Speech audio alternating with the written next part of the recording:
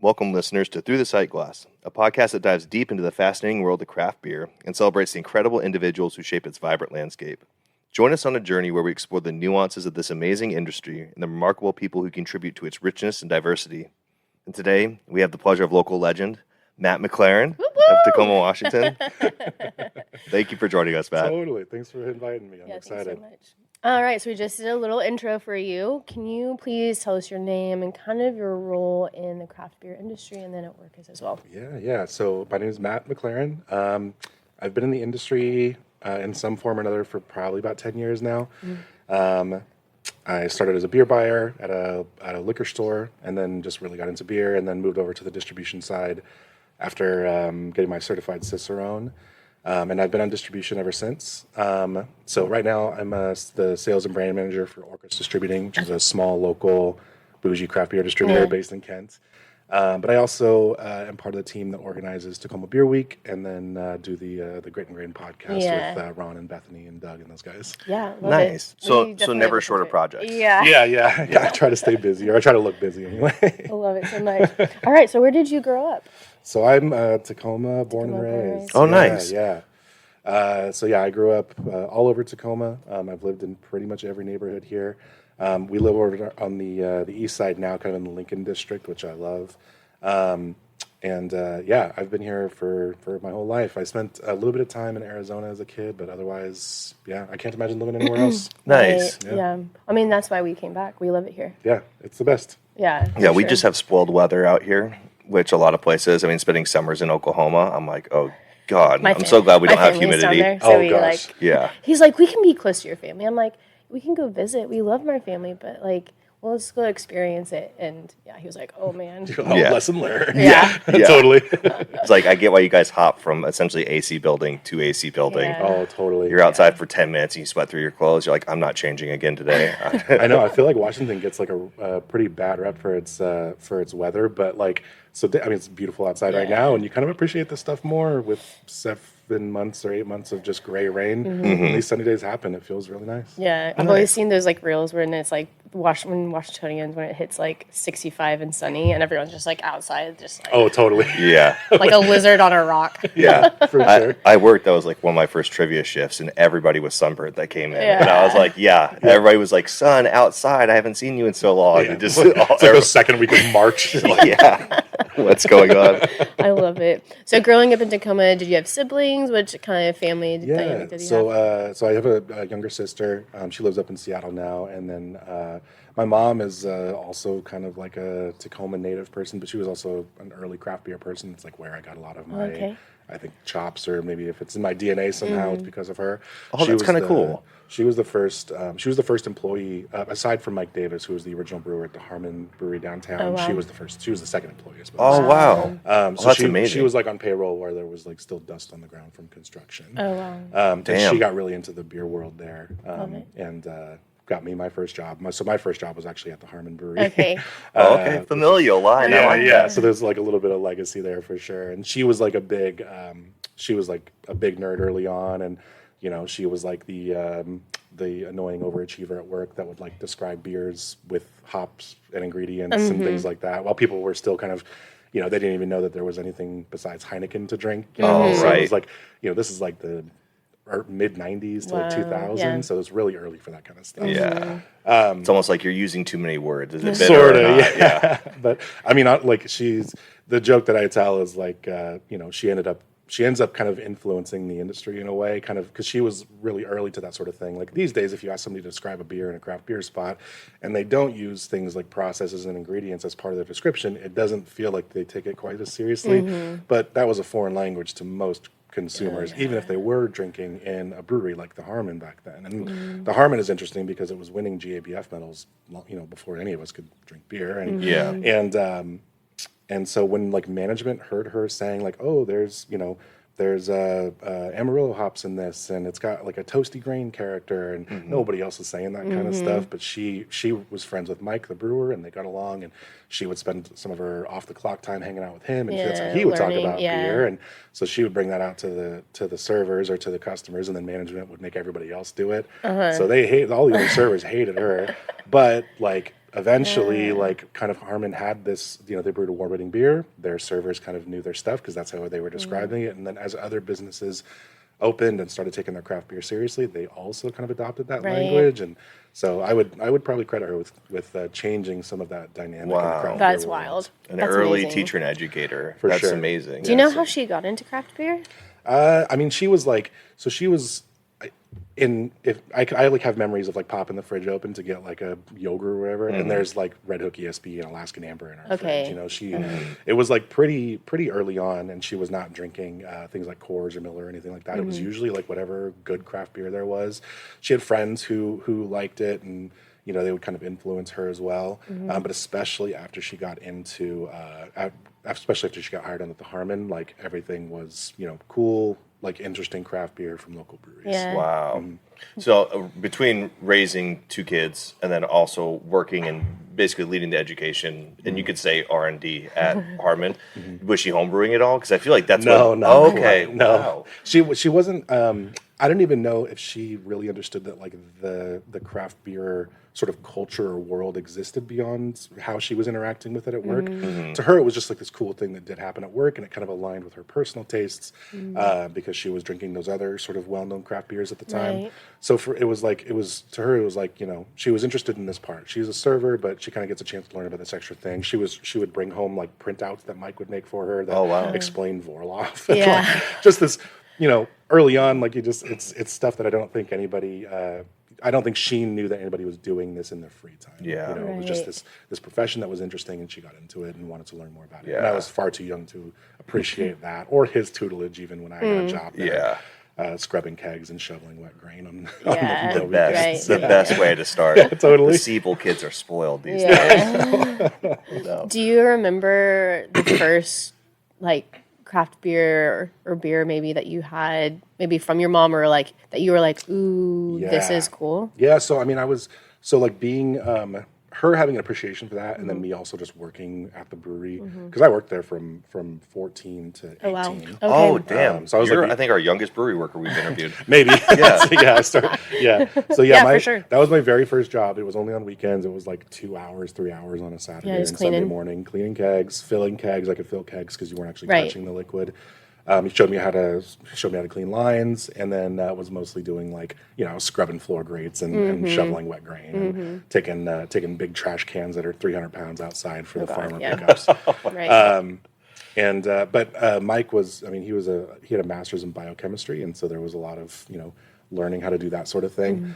But yeah, that was my very first job was working in a brewery. Yeah. But it was, you know, I was too young to appreciate it. All I appreciated about it was that I was like a freshman and sophomore in high school going, yeah, I'm going to work at the brewery this weekend. Yeah. Just a Cool little, you know, kid. there's some social currency in that, but Right. otherwise. Everyone's like, can you get us some beer? Yeah. Yeah, But for it's not sure. the golden liquid. He's like, Yeah. you're coming up with, you're like, this is a single hot pale. And they're like, oh, skunk water. So my first actual your craft beer. beer was probably Harmon's Blonde. Okay. Nice. And I think it was just him letting me try it, Right. like, you know, just cause. And I actually house sat for him off and on because we just ended up being kind of close in that way. And he would always leave a keg in his kegerator of his own beer. And at the time, he was winning medals for like his berry wheats, and the Puget Creek Vanilla Porter was like a big one for him early on. Oh, nice. That Like sounds early amazing. adjunct Yeah. porter. Nobody else is doing that. So A lot of these like traditional and even classic American styles, but adding a little bit of more to it to make people be like, oh shit, this is better than just a standard porter. totally, yeah. And Mike was like a berry wheat was so unusual at that time. Yeah. I mean, this was like before. I mean, Blue Moon wasn't really a thing even. Yes. So Wow. fruit and beer was just so unusual. And that was their first GABF medal was the berry wheat. Wow. Impressive. Well, shout out That's so Mike. cool. Yeah. Yeah, I love that so much. That's so cool to have like grown up, I don't know, one in Tacoma and then two, like being around your mom and then the Harmon and stuff like that. Like that's such a cool thing. Because I didn't start going or even know that there was craft beer until I was like 24. You know, Yeah, like totally. I didn't even know. I was just like, oh, it's just beer. They're like, there's a difference. So that's really cool to have like had some time and Sure. when you were Yeah. younger. I will say I probably didn't appreciate it a ton until I was probably maybe that age But as well. still, like I think Yeah. I feel like I had so much more to learn. Of course, if you don't know it early on, but Sure. it's Yeah. very cool to. I would also venture to say, I think like in the early thousands too, people started learning more about the process of beer and like more about a brewery that's not just like, oh yeah, you just pump out liquid and it gets us buzz. Like you had brewers that were willing to educate, teach, and like show like, hey, like look how cool this is in glass, and then people becoming more interested in the process, in the brands itself. Sure. Yeah. So outside of working at the brewery in like high school and stuff like that, did you have any other activities or hobbies that you were doing at the time? I'm like a collector of hobbies. I do Love all kinds it. of crap. I undiagnosed probably ADHD of some sort, but mine manifests in like hyperfocus. Okay. So like when I see somebody who's really good at something, do something really good, and I find it fascinating. I just want to learn how to do it myself, just to like understand it. But it's always weird stuff that has no like actual application in like the real world. Yeah. Hey, It's so cool. I know. brings passion. So like I was huge into like ROTC around this time. So like having my first job, and so part of what made like working difficult was being up at school at like 6 in the morning doing like armed drill teams. So like I spun rifles on the drill team when I was in very school. cool. I was like the Northwest regional champion for that when I competed Oh, in that. congrats! So, Wow. That's amazing. and I actually like I have like a popular YouTube video of me doing that. Oh my gosh, we have to look it up. That was like, if you just look up rifle spinning, it's like one of the top ones, but it's got like really over cool. 1 million views. Holy Nice. shit, Have you dude. monetized that? I monetized it so like when YouTube first started monetizing, I was like pretty early because I uploaded that in 2007. Oh my Okay. God, So that was early. Wow. And so once I hit like 500,000, YouTube had started monetizing, but I didn't have a ton of subscribers, and it was the only video that was getting views like that. So it was like once a year, YouTube would send me like a check for like $150. But I was like, still, this is the sickest thing that's that ever is happened. really That's cool. amazing. Every minute that I spent dedicated to learning how to be good at that was so worth it. The So first time worth I got paid it. for it. Oh, hell yes. And then I was like, once a year, I was like, dude, I'm getting like steak dinner tonight. Yeah. Just there you based on go.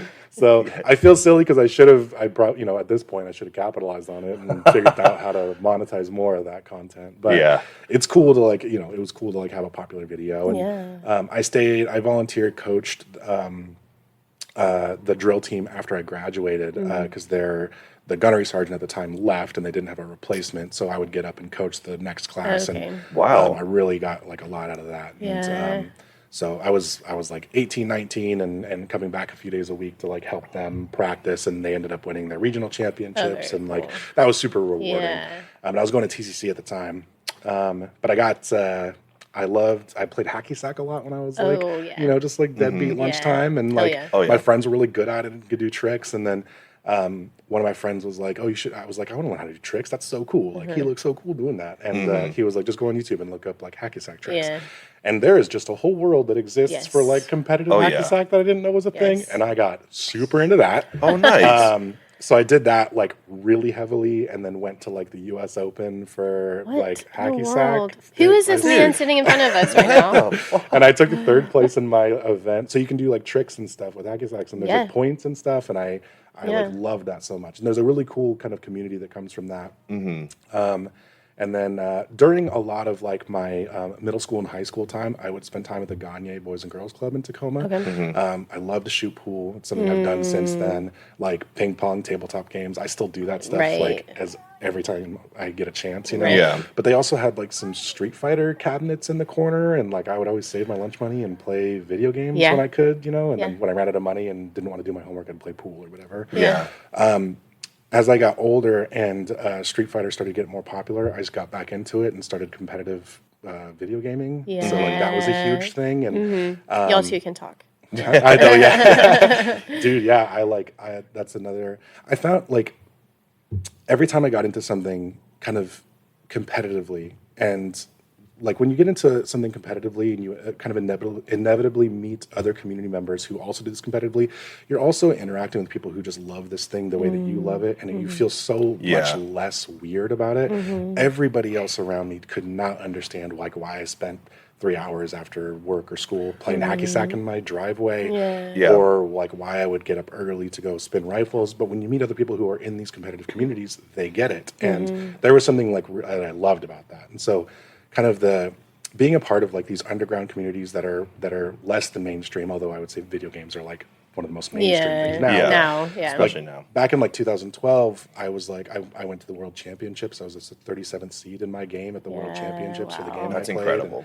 Especially Street Fighter's insanely competitive. Super competitive. The skill level is so high. There was a couple So new high. games that came out, and I was placing high enough in local tournaments to buy it. So my kid, who was born in 2013, that was like the year after I went to Worlds, and a new game had just come out, and I just picked it up really quickly and won almost every local tournament for this game. And I was like, this diaper money for the first year was just covered by video game winnings. Yeah. God, And I you're was the like, this coolest is sick. dad ever. This is And like then the craziest story. And then parenthood kicked in really hard when he could start Right. walking, and I was like, I don't have time to do any of this crap anymore. Yeah. I better get a real job. Yeah.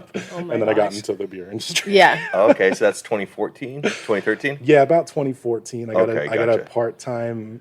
So I actually came from the motorcycle industry. I grew up riding dirt bikes and things like that. I love doing that. So I was Dude, if you slinging- tell me you won a world championship for No, I did motocross, this is the most skilled man. Why is he not in our local government? that is totally a hobby that I loved, but I never competed. But it is something that, like, was very meditative, like going out and riding with friends and things like that. And so I was in the motorcycle industry.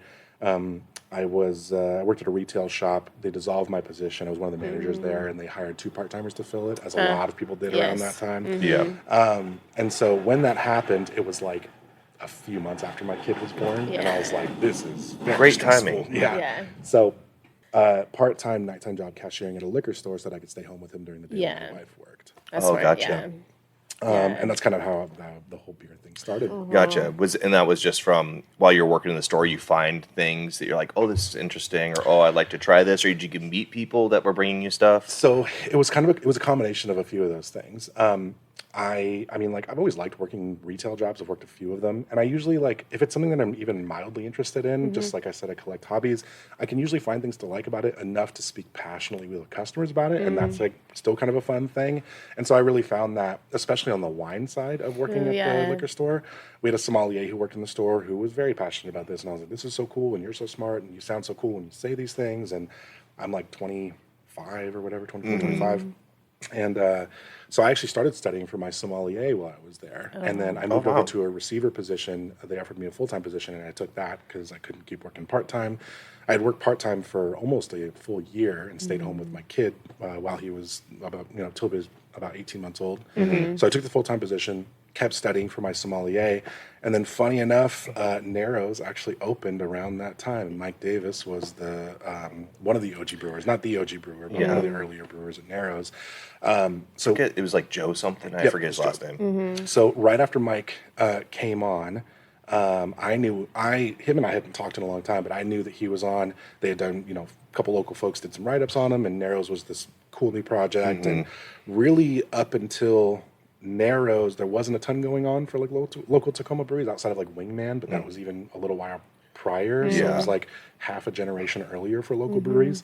So it was a big deal what Narrows was doing. And then when I found out Mike was involved, I had a little bit of buying power as the receiver, and I was working with the beer buyer at the time. So I actually petitioned Bevmo is where I worked, and that's a big corporate place. And getting them to give like any shits about a small local brewery that's a few miles from your location is really difficult. But I petitioned to get Narrows into Bevmo, and they approved it. And so Mike and I actually emailed back and forth, and he was like, hey, this is so cool, thank you so much, I want to come and do a tasting. We used to do tastings on Fridays. And so Mike and I actually reconnected after like 10 years when I got Narrows turned on at Bevmo, and he came and did a tasting himself there, which was cool, and we hadn't seen each other. And so that was so cool.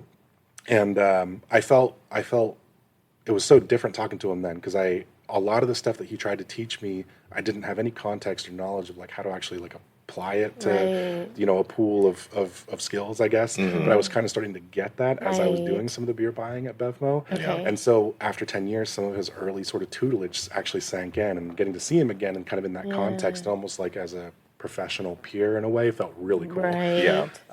So we're doing the tasting. And I told him, like, we were just kind of catching up on life. And I was like, yeah, Rick here, he's a sommelier. He's actually teaching me how to do some of this stuff. And I kind of want to take my sommelier exams. And it was actually Mike Davis who was like, hey, they do those for beer, too. And I was like, what? And he was like, yeah, there's like sommelier exams. I don't know what it's called, but there's like sommelier exams for beer. And you do tests and you study and you get like a pin and all that stuff. And I was like, fuck, that sounds awesome. I'm doing that. Yeah. Immediately 180'd and found the Cicerone program and started studying for my level 2. Damn. So it was actually Mike who told me about it. I had no fucking clue it existed. Yeah, that's The so degrees of wild. separation. Yeah, It's 10 so years cool. later, man, still taking me to school. Yeah. I definitely have had some things like that too, where you have pieces of information you've learned from somebody, and your brain's like, "Cool, I'll hold on to this," but I don't know where it's going to be applied. Yep. And then I'll be like doing a process, and I'm like, it's like dink, and I'm like, They told me that so long I know. ago. yeah. Before it was just like a mystery. I was like, okay, Dude, the dopamine hit, like, I don't know if you get that, but the Yeah. dopamine hit that I get from that, like when something that's been banging around my head annoyingly for 12 years, whatever, finally finds a slot, and I'm just Yeah. like, oh, yes. yeah, dude, I get like goosebumps. I get like excited. Totally. People are like, what? But like, you don't understand how long this took. Yeah. Yeah. I got it. I do, I know you say you are a collector of hobbies, but I do see when you're talking about like going from all these different things, it is like, I feel like where you are now with the craft beer industry, that is the same thing. People are like completely very agree. passionate. They love to nerd out. They love, they're so deep into the weeds of it all. There's community. So it's like all those other things that you've been doing your whole life, like, is what the craft beer industry is. So Totally. and there's a competitiveness to it as well. I So agree. I actually think about this a lot. And I like, especially if I'm kind of going through, I don't know if you guys do this, but like just, think about like past experiences and how they apply to who you are now. And it's something I try to do a lot, just to, especially now that I have a kid, like how do I make sure that like whatever he experiences ends up being a part of like his self-actualized adult version of himself, Yeah. And so I like, in my head, I like go back to all those things, and I love craft beer. I don't plan on leaving this industry or community anytime soon. So in my head, this is who I really am, right? And so like, how did those early things like really shape how I operate in the industry? And like when I was doing the rifle spinning thing, for instance, like I spent a ton of extra time doing that outside of all of the other shit that I had to do, and like learning how to dedicate the extra time to something outside of like you're clocking in and clocking out for school or work or whatever it is, just to be better at something was like, that was ingrained in me early. And I felt I was lucky enough to like see the reward of that, because I wasn't even a senior when I took the regionals for that. So not only did I actually like kind of achieve sort of the top level of this competitive world, but I also get to spend an extra year teaching somebody else how to do it. So the year that I was a senior, I chose not to compete again, and I trained a freshman to do it, and then he also won the regional championship. And I was like, that was crazy rewarding. It was like seeing like another generation of person come behind me, and I could help him achieve this thing. And like, I'm like, oh, I feel like I kind of try to do that now. Like I want to be, I want to like encourage people, especially younger people who are getting this industry, to be like good at this. When I was doing like video gaming, for instance, the competitive side of the industry is crazy. And it's weird to compare it to video games, because like video games is nobody, today it might be, but it's nobody's small business. Like the competitive part of the beer industry is like, these are small businesses trying to survive, trying to do right for their employees who depend on them. And if they feel like there is not enough room for everybody, they're going to make sure that they're the ones who are in the room or whatever. Right? So that's really tough. But I do, if I was going to approach it as like a high tides thing, which I try to do as much as I can, especially for Tacoma as a community, a lot of my attitude for that actually comes from things that I learned playing competitive video games. I was a professional hater when I was playing video games, to the point where I was like so negative about people around me. And there'd be like guys in the community who were like really tough, and like they were really good, but they would just talk crazy shit, and it would make me so mad I would want to fight them. And there was one particular dude who was like, he would beat me every time, and he would talk major crap, and I was like, man, I want to beat this guy's ass, like this sucks. And every time he'd be like, dude, just be better, and I like, you won't feel this way if you just get better at this. And there was actually one point years and years into this, and I kind of just sort of, I felt like bullying to me, but after a while we were playing, and he knew that I was going to the world championships the following year. And when we were playing, he was like, hey man, you can't take that to Worlds, you can't represent us with that at Worlds. And for him, it was like all of like those years of him being like mean or whatever, or harsh on me, came crashing down to the fact that he just didn't want anybody representing his community in like a negative way, or in a way that wasn't positive, right? If you're going to take this somewhere else, and everybody else, and you're going to represent who we are, it has to be great. Wow, what a good teaching That's moment. wild. Which is crazy, like that. And I see that guy now. Sometimes it's been years and years now, and we're great now. And it's like that kind of thing where it's like you can be competitive within your community, but it needs to be for the purposes of being competitive outside of a community and representing your whole community as a whole versus like you as an individual. And that's like a crazy lesson to learn playing fucking video games. Yeah. But I think about the interaction all the time, and it 100% shapes the way that I approach the craft beer world. I think that is so, especially here in Tacoma, like we can get more into some of this it's stuff. actually like a great transition. I know where you're leading with this. We love the craft beer industry. Yeah. But there came a point where I have worked in the craft beer industry. Yeah, but you keep saying you don't, but you've worked in the craft more than I. Anyways, but there was a point where we had to step away because it was feeling very closed door, cut off, to a point where it's just like, the community that we loved was really just like dissolving in front of our faces. And the era of like learning and sharing and supporting and being like, we're all in this together. Like there's probably some oversaturation that probably went into that as well, I think. But I think there's a lot of different components a lot of to different it. things. But we had to step away.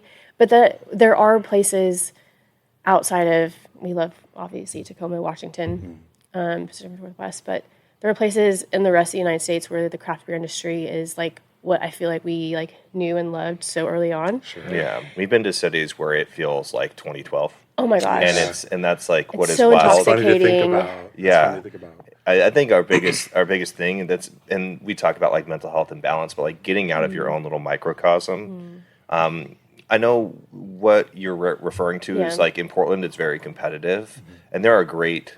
There's great people and community in there, but it's also feel very gatekeeping at times. And having worked most of my career, I've worked like production, so usually I wasn't able to go to things because it's like production. We'd work 410s or 412s, like you can't fucking leave your spot. Right. But then you go and you meet these people, and I'm always super eager. Like the first time I met John Harris, I thought I was like shaking, like Ichiro's hand. I was like, hey, he's just this big bear of a man. But I thought that was so cool. And then people would start to ask more like, let's say like beer theory questions. And I'm not great at taking tests or maybe using the correct terminology, but like they'd talk to me for 5 minutes. I could see their face change. They'd be like, oh, you're just like another dumb production person. And it's like, no, teach me. Like, I'm sorry I don't say it the right way. And I think over the years, like that's kind of like what has enveloped in such a competitive scene is a group of people where it's like, they're nice, but they're not nearly on our level. But it's all different. I mean, I've had some of the best lagers I've had up and outside of, and I've worked at Freem. Like I love Freem Pilsner. Yeah. I've had Pilsners better than Freem outside, and some of them have been in small ass towns where I'm like, this is fucking amazing. Yeah.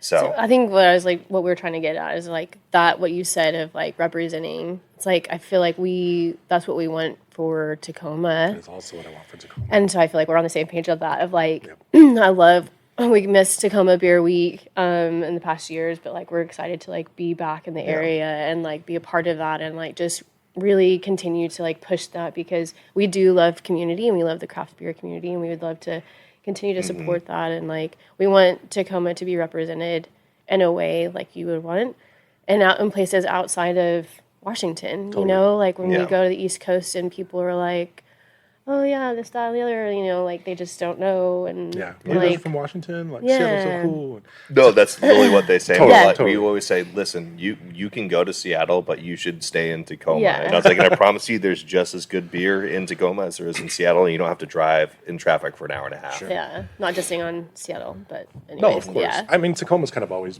been in Seattle's shadow, and rightfully so maybe in some aspects. But especially with like Tacoma's history in beer, like this is like one where it's probably a mix of the fact that it's actually real history here. I mean, like Tacoma was some of the first early world-class like lager production on the West Coast, just because we were a big port town. So a lot of that stuff really started here. People's like discovery of good clean Washington water started here. Yeah. Like that's why the brewery district is what it is. All the clean water springs making these like world-class Pilsen style lagers.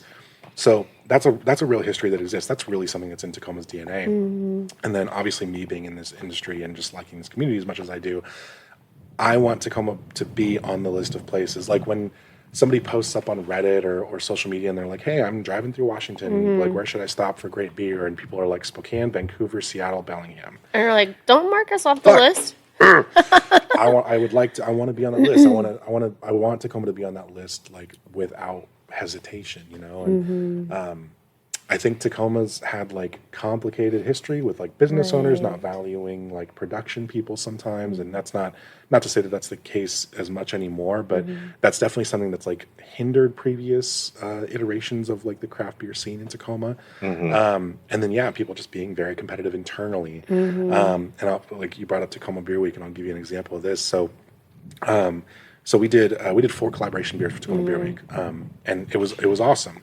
But we did 3 of them were with breweries that were not from Tacoma, and so we got shit for that.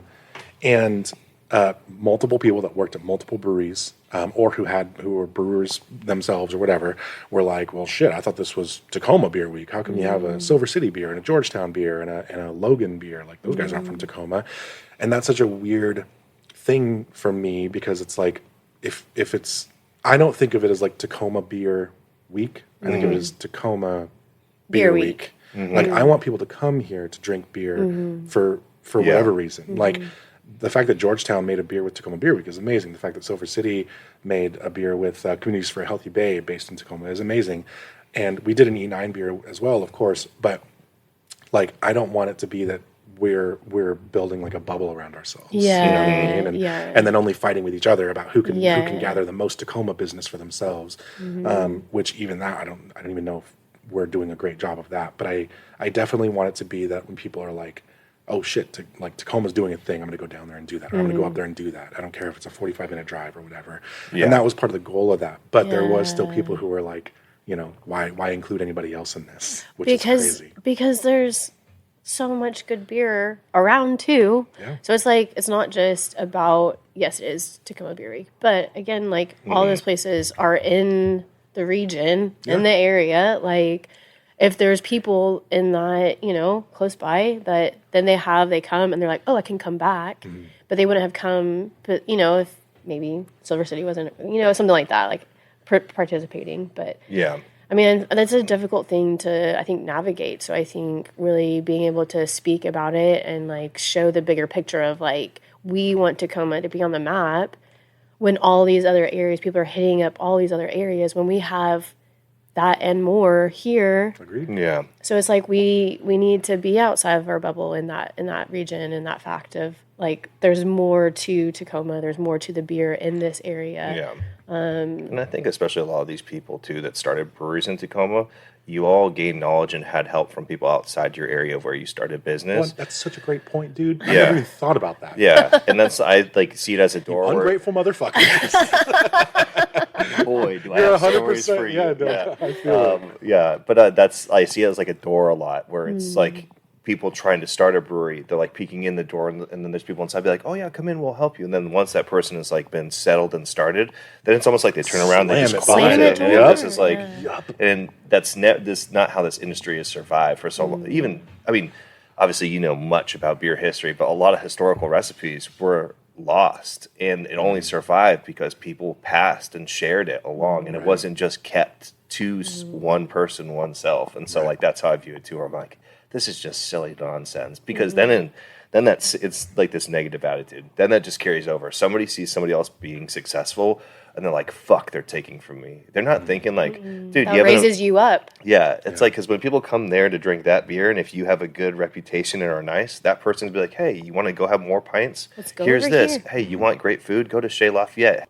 But yeah, I think that's something. I think that's something that like Tacoma is like still learning, because I think for a long time it was like, this is my territory and my corner, and anything new that pops up is a threat to it. Sure. Yeah. But no, it raises everybody up. And I think that's the thing that we see in so many other communities that are thriving with not only their craft beer, but their restaurants, small, like all of the small businesses are doing well, because they're like, we're in this together. Yeah. Like we are all small businesses.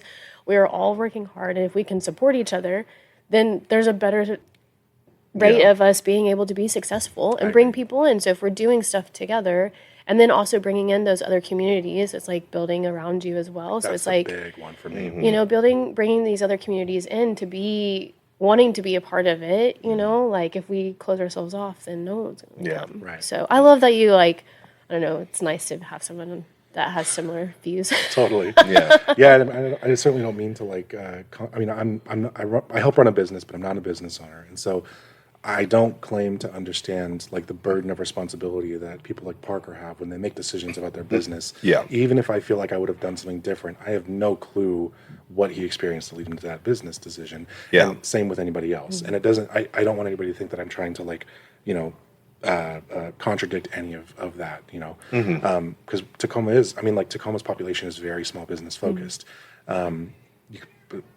Tacoma's leadership probably isn't, I think, infamously, but the actual community really does. And like you said, they prop up small businesses when the small business kind of presents itself in the scope of their view.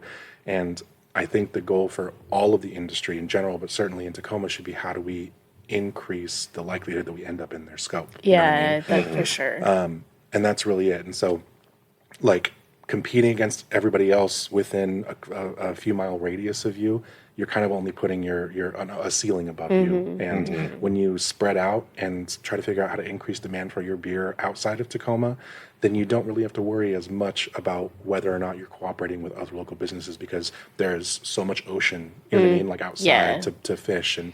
And so that's, I probably taking it on single-handedly feels silly, or saying that is like silly, but I hope to encourage Tacoma beer businesses, but breweries certainly, to think about it that way. Think about the demand that they have outside of Tacoma rather than competing with the businesses inside Tacoma. Right. And I think that's what every other city does too. Like, I think every other city is like, we want our beer in other cities. Yeah. Like, how many breweries have we talked to that are like expanding their scope of distribution? Like, so many. Yeah. And it's not large like it used to be back in the day, where it's like we're going to jump to multiple states. It's just like where's our core region, and like what can we bleed out into that makes sense, but also people will like understand our story and enjoy it. Yeah. And I will just throw this in here. All opinions expressed by us are our own personal observations. It's not digs at anybody. There we go. Sure. If we do that, I will name you by name. And yeah, I think it's perfectly fine to participate in an industry as passionately as maybe we three do, but also recognize that there's change that needs to happen for the industry to move forward. Right. And I don't think it's like a big change. Like, I honestly don't, because I think it's things that people loved and why they got into the industry in the first place. And I think that's why I don't think it's a hard change or a long change. I think it is. I mean, you talk to any single person. We've done so many podcasts. Yeah. Every single person. Are busy. It's amazing. Yeah. We're trying to be. Every single person we've talked to, one of the biggest reasons they got into it was the same reason that every single other person got into it. They found something that they loved. They found people to talk nerdy about it with, and they found community. Yeah. Period. That's every single person that's in the craft beer industry, and why they're still working at shit dog money, but they love the community. Yeah. And it's hard work. And that's why they stay, honestly. Yeah. Here's a question, because I think about this, and you guys have talked to way more sort of like diverse groups of brewers and beer community people than I have. Do you feel so like craft beer culture as a like an entity of itself? I feel like is in like a weird place right now, where like for decades brewers now have been kind of like trying to appeal to craft beer culture, and that's kind of gotten us to this place where it seems like it's maybe not enough, and Do you feel like there's maybe like an element of people being protective of this thing that made them feel cool and welcome and interesting when they first got into beer? Like you mentioned gatekeeping earlier, and like, people get into it and they're like, well, I want to make sure I never lose this, so I'm going to be really careful about who else I let in. I'm going to throw this back on you. Yeah. So you didn't compete your senior year of ROTC. Why? Because I wanted to be around to see somebody else do it also. Like I wanted to be that's your answer. People are doing it for themselves and not thinking about the next generation. Sure. So that is making the next generation not as successful and not want to come into it because it's too cliquey. You welcomed a freshman in and was like, I want to teach you. Right. I want to bring you up because I'm here. I was there once. I want you up here so that we can all be elevated. So I think that is the thing, is that we're trying to like hold on to what we had. Yeah. Right. When holding on to it is going to dissolve it. Right. Yeah. Instead of sharing it, Yeah, and letting it like blossom. And letting it everywhere blossom else. the way it Yeah. needs to be, instead of trying to be like, this is what I had, this is what I want it to be. You're like, no, let me share what I have it in me. Yeah. Let me share it with others, because then it'll spread it and continue to build it and grow and flourish. Whereas, like, I'm sure there's a bigger thing for this, but like a lot of younger generations aren't drinking as much, which is totally fine. Yeah. To each their own. But I think as our generations are holding on so tightly to this thing, this nostalgia that we had, it's probably like 90s kids or something. Yeah, maybe. We're like holding on to it. And so being like, dude, can I show you how cool this stuff is? Right. Yeah. Be like the kids that you started playing hacky sack with, they were like, hey, look how cool this is. Let me show you. Right. Every single thing that you've done, someone else has been there before you, has done it well, and then that was just your floor, and you made it better. Right. So we have to do the same. Sure.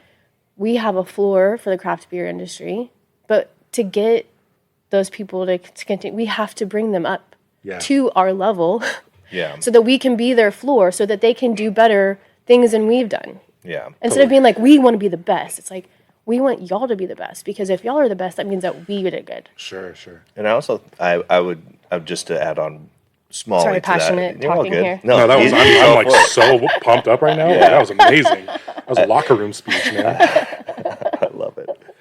I also think, I know for me, it's like that nostalgia. Oh, yeah. I think craft beer blew up and grew up so quickly. Like for where it's at now, I still think I'd say it's like a 5 or 6 year old. Even though, like, still especially kind of out here in the way. Washington, just the saying Northwest region, Yeah. it's like they're like, oh, it's 20 plus years old. I'm like, no, it still feels like it's 5 or 6. And I think people miss, like, when you're young or when you're doing these things and you have all those like core memories where you're like, this is it. And then just as you get older, as time goes on and as you mature and learn, you're like, why does this not shine the same way it did? Sure. And so I think these people just don't appreciate it. They wouldn't understand it anyway if I told them about it. And I think that's the thing of like why it's important to like go outside of your own bubble, because that's a big reason why when we traveled for essentially a little over a year this past year, it's like I was in Portland and I was like, this does not feel the same way it does anymore. And I was like, if it's going to continue to feel like this, I can't do this job. Sure. And so we almost left, like we almost dipped out of not even being in beer anymore. Yeah. Yeah. But so like going around, we found so many places that were just like outside of Lost Nation in Stowe, Vermont. Yeah, He's so brewing Vermont. beer out of a barn. He knows all these people that he grew up with. And it's like there was so much community around that. And I was just like, that's it. And then we hit 30 more places across the United States like that. And I think it's like you have to like come back and show people like, hey, I know this is how it feels, but I promise you it's just like the lens that you're looking at. Right. You go somewhere different and you will see that feeling again, and you can just carry that flame back. And then that's where you have to be creative, like how you teach it. Like, yes, younger generations aren't drinking as much anymore. They are lucky that they're growing up with like the best legal weed you can smoke, and now that's healthy. You don't take Adderall, you microdose mushrooms, that's healthy. So I'm just like, you lucky motherfuckers. But yeah, like I think it's like, how do you present it to a generation of kids where everything needs to be like Instagrammable for it to be memorable? Like that's how they live, is like this social presence online. So this is like a funny topic, and I like this is like a problem that the whole industry is trying to solve right now, right? Like, I mean, it's I think the three of us can figure it out. right, though. just right here, right here. on the absolutely, Yeah. and that's like it's like daunting, because you're like, if I figure this out, then my business will be great, but if you figure this out, then the answer will affect the entire industry to billions of dollars in craft beer. And you know, Bart Watson, the CEO of the Brewers Association, is like trying to explain to people how they should go about trying to figure this problem out. So nobody has figured this out, but I've seen glimpses, right? Like and that's like really exciting. So part of Tacoma Beer Week, so I got into Tacoma Beer Week a few years ago, and it was like post-COVID, and things are super weird, and like, how do you rebuild this thing? And it was popping like the years up to COVID. They were like on this crazy upward trajectory, and then just this huge wrench obviously get thrown into everything. So how do you rebuild this? The industry's different now. People are making different beer decisions now. So when I got into it, it was mostly just to kind of like try to be a liaison between the planning committee that existed, who most of those people are still there. They're a very talented group of people. And they get a lot done, but they just were kind of disconnected from the industry on like a professional level outside of a couple of events that they would do.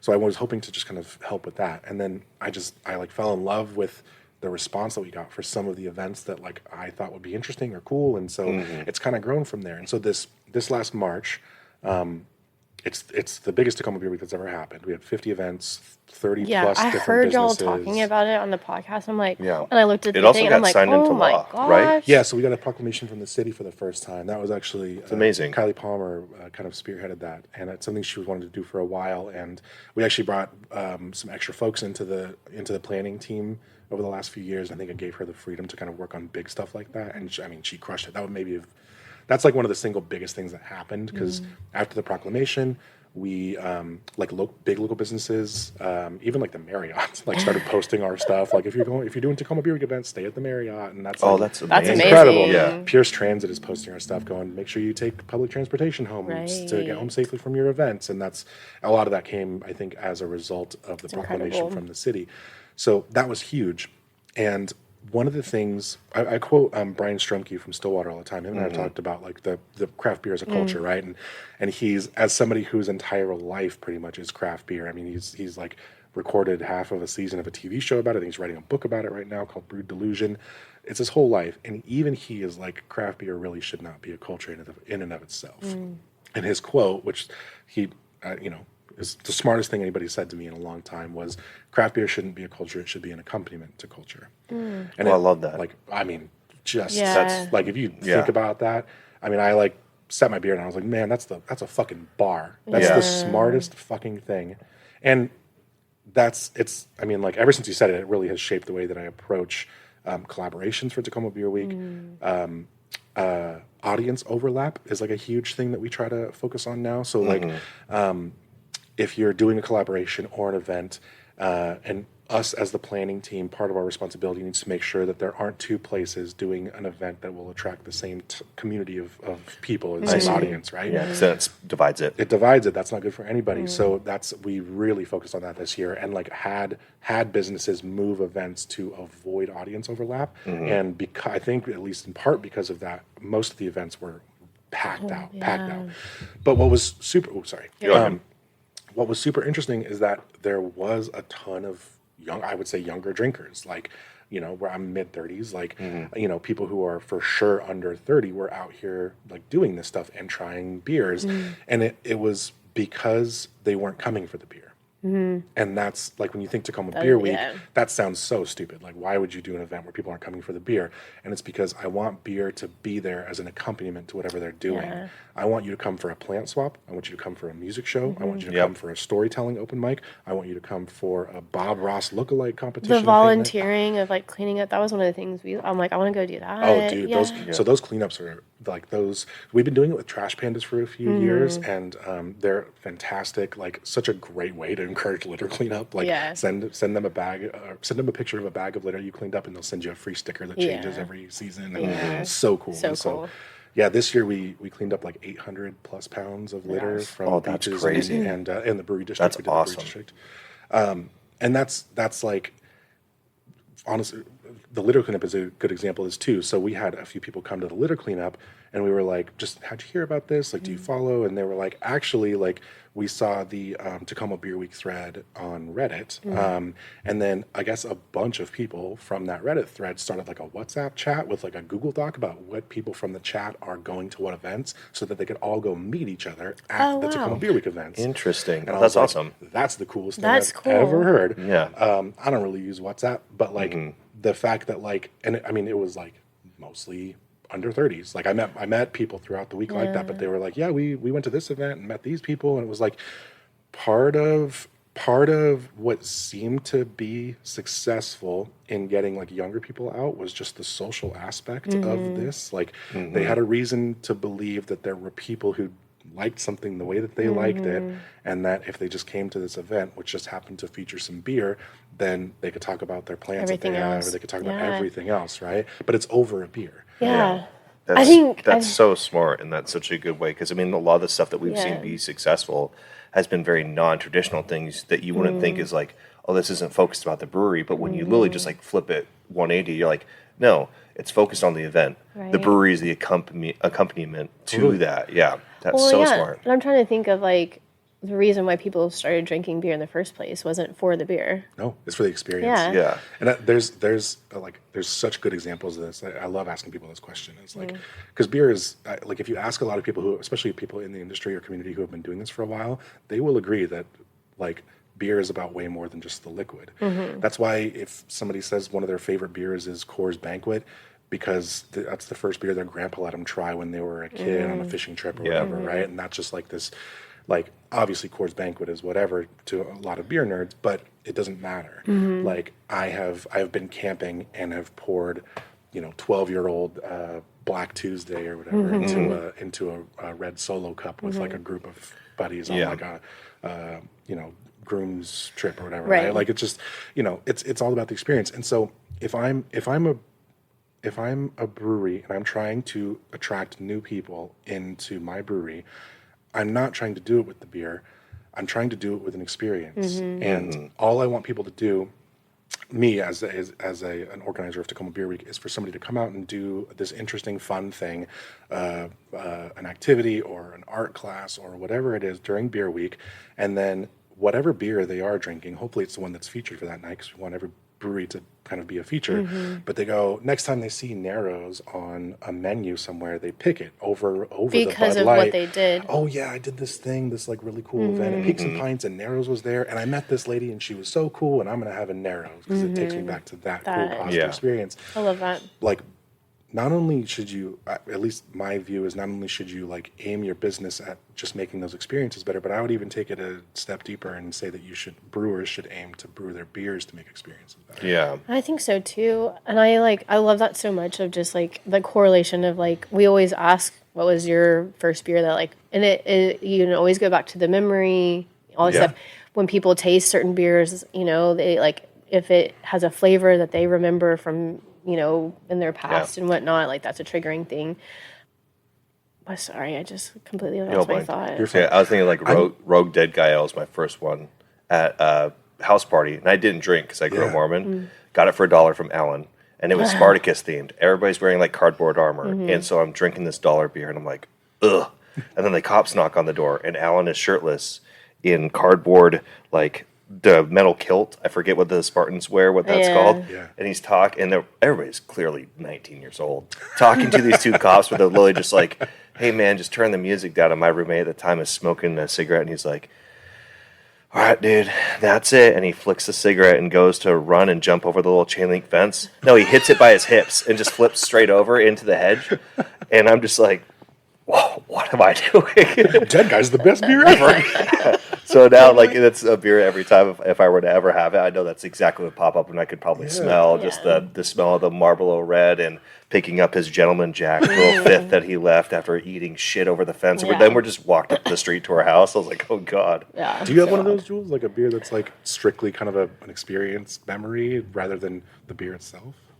Oh, that's a good question. We always ask. I always have the one that was like my first one. That was an experience. It probably is just like shitty beer. Just like, that's what I mean. It's like a beer that you know. I don't even know what the name of it was. I think I learned how to play beer pong. Oh, nice. Sure. And throw darts. Oh, and that was and so then I like turned our basement into that. Like we're out with friends, and then we were like playing beer pong somewhere, and then like doing darts. Yeah, but it's because you were like hanging out and doing beer. And so then I was like, I want everyone to come to my place. And so we had a 2-car garage, and we didn't park in the garage anymore. And we made a beer pong table, and we had a ping pong table and darts, and we had a tiny little fridge that had shitty beer in it. Yeah, you built a hangout. You built a cozy. Yeah. That's awesome. So it's just probably, it was not even craft beer. It was just whatever was on the shelf that was on sale. I feel like everybody in this industry who, like, we all joke around and judge shitty beer, but we all do have that. Like, when I first turned 21, I was living kind of in the Hilltop area, but I was walking distance from, it's Camp Bar now, but it was Acme Grub Cage back then. And I would walk down there just like if I was just feeling like dumb or whatever, and I would walk down there, and a bottle of Budweiser was like $2, and I was broke as shit. So I'd buy like 2 bottles of Budweiser, but I would shoot free pool. because they would do a free pool some nights. And there was one particular night where like a local APA league was practicing there, and I was playing with them, and they were super cool. And like I was like 20 years younger than all these guys, and it was like this really cool experience. And I drank Budweiser for years when it was available after that, because it was just like this cool experience. And yeah, it was like tied to this thing that I really love to do. And then these people that I met, and it's like the interesting thing about that is that beer could have been any beer, and it could have been a really good beer. Yes. And people could have those experiences over really good beer versus just the Budweiser. And it's not like there's anything wrong with that. But what if we could make it so that your chances of having that experience with a really good beer was way higher? Yeah, and I do. I mean, I'd rather drink good beer than bad beer for sure. Yeah. But, you know, I do remember my thought. Yeah. So we were talking about small businesses, and we got to do our first malt house. Blue Ox Malt House in Maine. Oh yeah, I want to listen to that one. I haven't yet. We got to go. The facility is amazing. They do floor malting. Austin got to take a turn. Yeah, like just fun. Sick. Like the coolest thing. Yeah. But like, okay, so I've been in the industry now since I don't know, whatever. Not the point. Yep. I had never seen malt. Oh, really? Like I had seen it like in a cup. On they do the little, like, there's like a little cup somewhere, you know, if they like have something or whatever. I had never even thought about I thought the malt was just, and I grew up in the South. I'm around farmers and stuff like that. Like I know that there's processes for everything, so I don't know why I didn't think about this, but it's just like, it doesn't just show up like that. And so to like go and like see the malt house and like see their process, and we had a great conversation with the guys there, and just like, I think whenever I drink a beer, I just think about the brewery, about just the brewery and them making the liquid. I don't ever think, I do think about the hops a little bit more. I feel like the hops people talk about the hops. Here it's easy to talk about the mops, like the vernacular. The hops and stuff like that. But I think for me, I'm like, okay, so not only is this small business being a small business, it is also supporting other small businesses that are also trying to support other small businesses probably as well. Yep. So I think whenever we left Blue Ox, we were just talking, the podcast was just like, we want people to remember, like, when you're drinking a craft beer, you're supporting like 3 or 4 other small businesses at least. Yeah. Not to mention like maybe the glass people or the can manufacturers or fabricators that make the brewing equipment. All the things. And so the industry's built on this one glass. So wild that, it's like, it's not just selling the liquid that was made here on site. It's like all of these other people are so intertwined. And when we were talking to the guys at Blue Ox, we were like, the farmers that they support, you know, like how that changes. And it's like, they were talking like directly, like they're going out to their farms and like talking to them to get the malt. Yeah. Like and it's not just once a year. They track the seasons and stuff, and they see how they're doing. I think that is one thing that we would like to help with. And I think it's one of the stuff that we talked about with our content that we've been wanting to do, and telling more of that story of, it's not just this brewery that's here. It's this whole community that we don't even sometimes recognize as the craft beer community, I think. It's like, these guys are in the craft beer community. They're not making beer, but they're making the ingredients that go into our beer. Yep. Okay, was there any other things that we had to discuss before we asked our last questions? Because was there something you wanted to? We've talked a lot about Tacoma, obviously, which is totally fine. Was there anything else, like, because we would love, I don't know, promote the podcast, Tacoma Beer Week, like, is there... sure. Or any other things you're doing? Those are what other hobbies? I know we were just talking, like, cooking is, like, my other one that I, like, do. I love to cook. Probably the most, like, actually applicable to my real life is getting better at cooking. I like, my joke is that I surround myself with really talented people who make me look busy and very accomplished, and the podcast and Tacoma Beer Week are good examples of that. Nice. So if you guys want to stay... I think I want to ask how y'all started the podcast. I think I do want to ask that, because I haven't heard that story. Yeah. So the podcast started... It was kind of a combination of things. I had like identified kind of this group of like small issues, and like the more I thought about them, the clearer and clearer it became that just something like a podcast where I can maybe tell some stories and highlight some local businesses would make the difference. But it kind of came up. So like the initial sort of push came from actually the lack of context that a lot of regular sort of drinkers have with the industry. So we were just talking about this, like the first time you saw malt, and you just don't necessarily think about everything that goes into a pint. And for me, part of this was like, okay, I want to tell the stories of the people that really contribute to the pint, right? And kind of the crux of this was Kevin Davey, a very fantastic brewer. He's at Gold Dot now, but was at Wayfinder. Parkway Tavern, Sean Jackson, who was one of the original hosts of the podcast, held an event for Wayfinder, and Sean has been in this industry for a long time. He is, I would say, probably the Pacific Northwest like beer industry sweetheart. Everybody knows him and loves him. And Kevin Davey came up to like do an event himself at Wayfinder, or at Parkway for Wayfinder. And he kind of mostly sat at the bar by himself for a couple hours, outside of like a few industry folks that went and said hi and, you know, like knew who he was and knew that his work was incredibly important and fantastic. But a lot of people don't know who he is, don't put a face to the brewery. And that's such a weird thing, because it's like everybody in this room is drinking Wayfinder, but they don't know the guy that made this beer is sitting at the bar right here. Or if they do, maybe there is kind of the reverence that you might have had with John Harris. So like, how do you demystify that? How do you contextualize these sort of things? And so I just wanted to give people context. And so Sean wanted to do this a while back with an event that he called Fireside Chat. He had done versions of this before, and he was like, I want to bring brewers into the Red Room at the Parkway and have them tell stories. I was like, oh, nice. Yeah, this was it's kind of an OG idea from him. And the reason I even went and talked to him about it was because he had said this.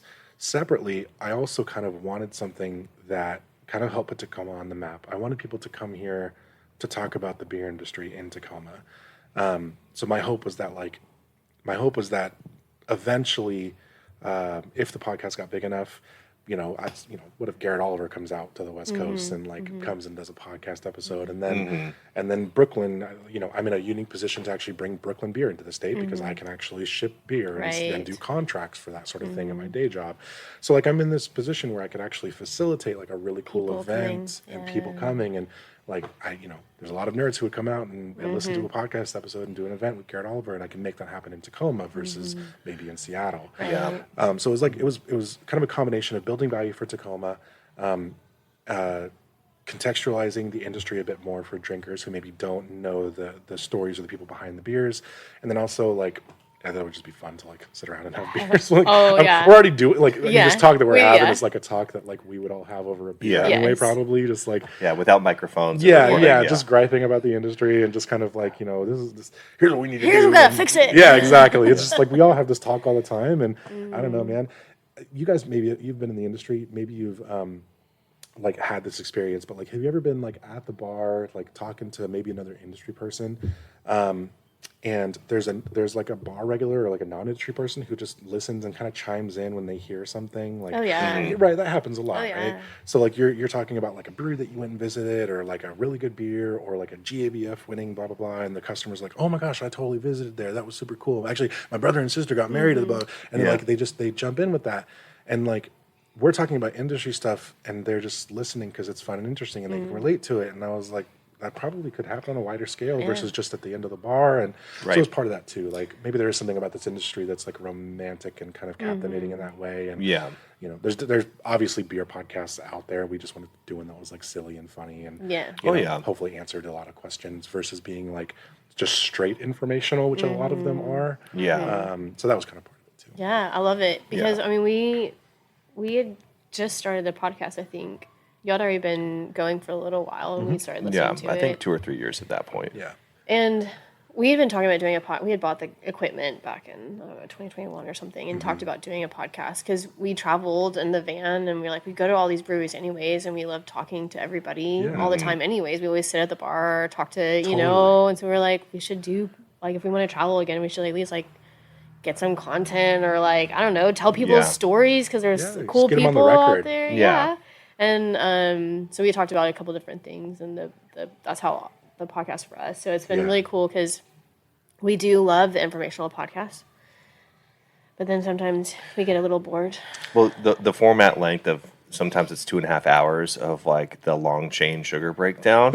And that's like when I'm washing kegs, I can do about 30 minutes. It's like, okay, now my brain needs to sit. It's like a full sponge. It needs to sit and kind of dry out and soak. But that was a lot of like what brewery podcasts kind of were early on.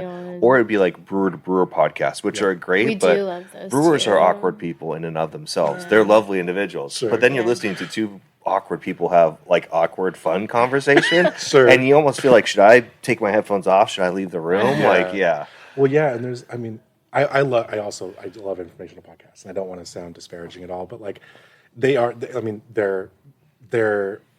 the barrier to entry on some of those is so tough. It's tough to enjoy. Like, if you don't know what saccharification is, like you're just not. I mean, so much of the language is just going to go over your head. And there's a lot of people who love this industry and want to know more about it, but also don't want to have to read like the Elements of Composition series to understand like the latest brewlosophy. I don't know how many brew books we have. We don't have a lot of space in the van. Most of the space that we do have for books is probably with beer books. Yep. Yeah. Ask me, have I ever opened them? No. You've read some of the, like it looks like the college textbook series that says yeast, water, malt, hops. Yeah, that's the Elements of Composition. Yeah. So I've read the yeast one once and have been working on it again for a second time for the past like year. But that one is like. Have you read Water? No, I haven't. It's. I mean, like if you ask anybody who's read all of them, it's the horror story of all of them. Oh, it really? is. Yeah. So Like I had to have a dictionary open and Google right next to it. Oh my gosh. And I read all of these for my advanced exams, especially because it was really tough. Yeah. And dude, you have to have separate sources open to understand that goddamn book. It is so difficult to read. I think I would like to read them at some point in time, but I think in the case of getting a certification. Yeah. So if you do it, aim at something. Yeah. So you have the piece of paper that says, "I knew this at one time. This. I don't ever have to open this goddamn book again." Yeah. Here, you have it. Next generation of young brewers. Yeah, enjoy as you I'm gonna laugh put some bigger mischievously. pictures and YouTube videos. Yeah. Links But that is attached good. to I it. think like Grit and Grain. I know it used to be called. I remember it was called the Masturbation Podcast, but now it's called Live Laugh Lager. But like having like fun, easy intro podcasts that kind of give you a baseline. The people that want to learn more will do so, and then that's where you can find off all the other things. That's kind of where Ron came into, because like when we approached Ron, I mean, Ron has like a history in media. He's owned newspapers and has done. I mean, he's probably written more about the Northwest beer world than any single person that I know of, and he's been doing it for years. So Peaks and Pints was his column in the Volcano for decades before he opened his brick and mortar business.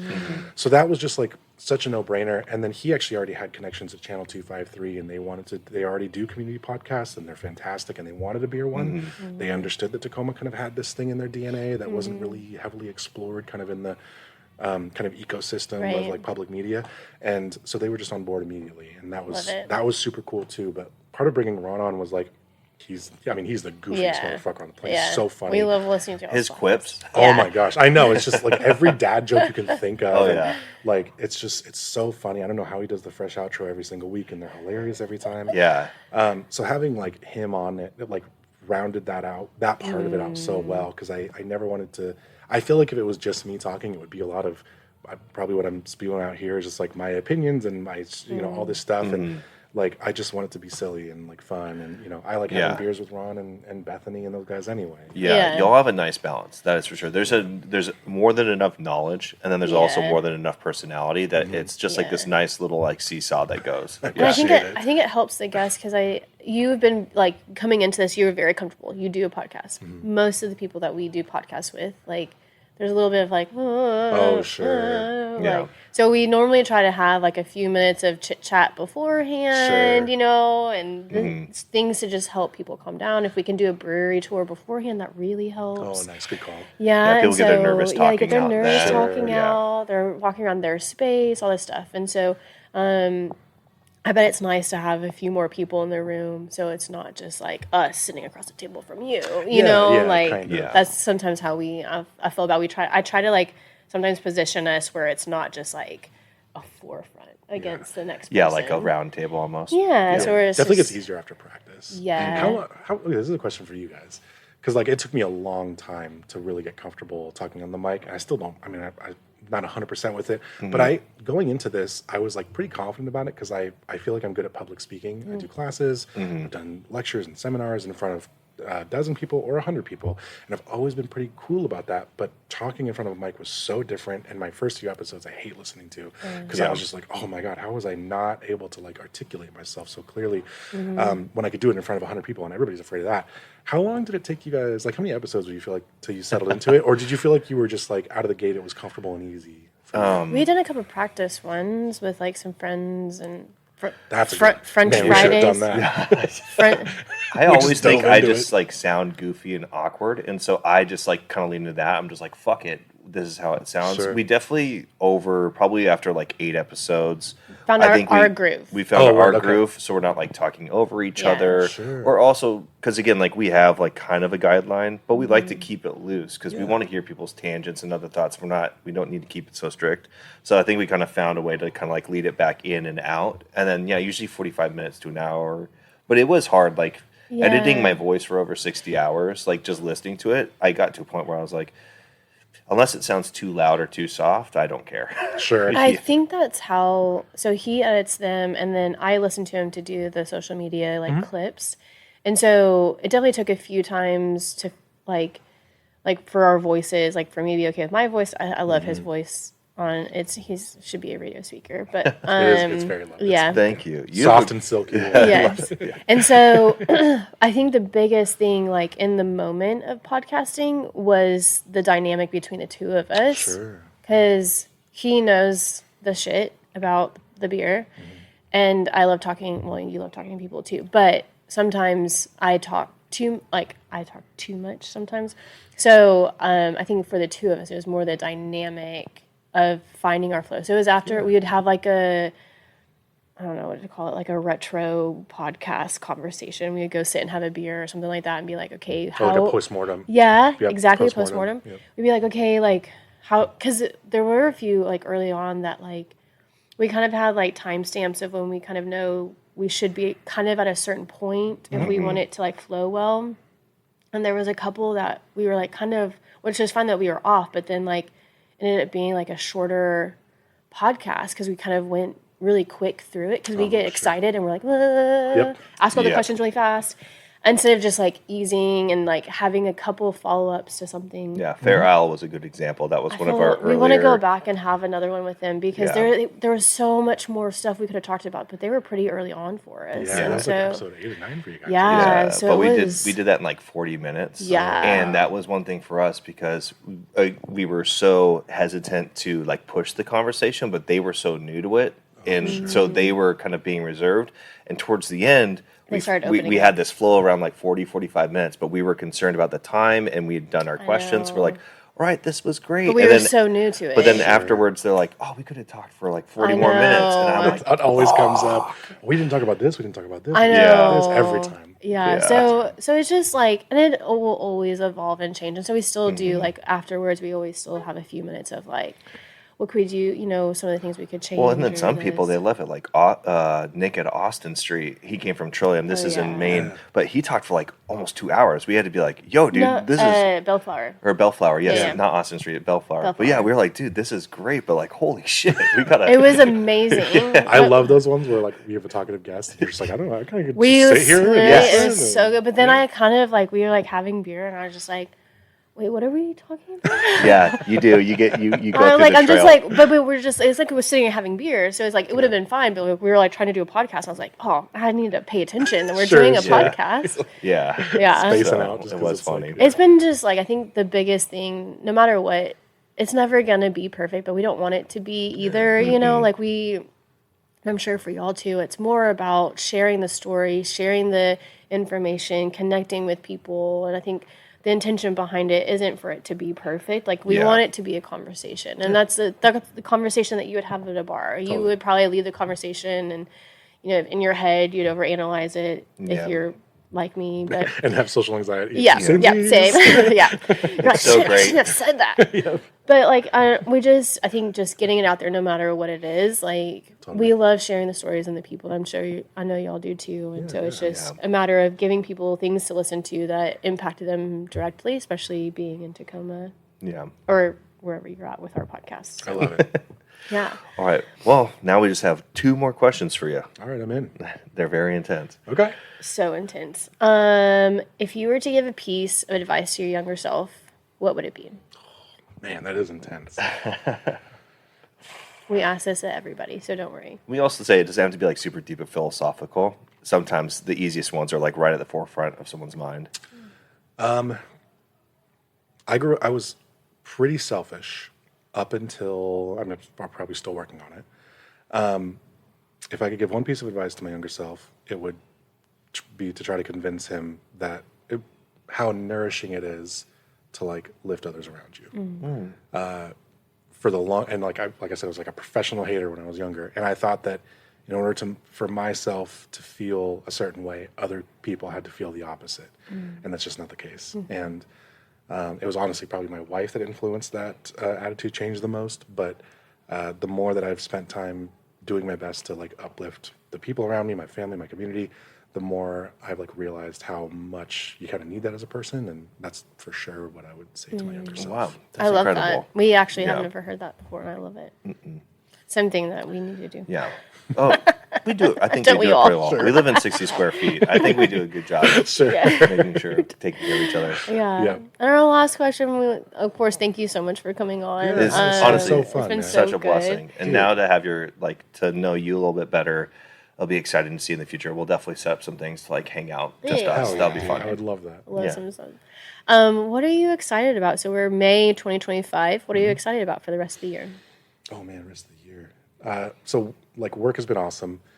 We've gone through changes at my day job, but it's we're kind of in like a build stage almost, where it's a small company where it's like less than 20 people. But I am like firmly in the camp that things were probably one of the better craft beer distributors, certainly on the West Coast, but maybe in the country. We've brought in like some fantastic breweries to Washington that wouldn't be here maybe without the work that we've done, which is like makes me really proud. And we have some cool stuff kind of on the horizon in that realm, and I'm super pumped for that. Yeah. But we also have our first Tacoma Beer Week planning meeting starting for next year's Tacoma Beer Week at the end of this month. So, Oh, nice. this year was like so exciting, and we kind of feel like we're a year ahead of where we planned on being. This year was the same size that we want. Our goal was for 2026 to be. So finding ways to like build on that and starting just a couple of weeks is gonna be pretty exciting too. So Yeah. Fuck yes. yeah, but Very yeah. exciting. We're excited to Professionally, actually. that's my excitement. Yeah, stuff. we're excited to be able Congratulations. to. That's seriously, that's so awesome to hear all these appreciate good it. things. Yeah. Well, thank you so much. Yeah. Yeah, for sure. This was so much Cheers fun. and happy Sunday.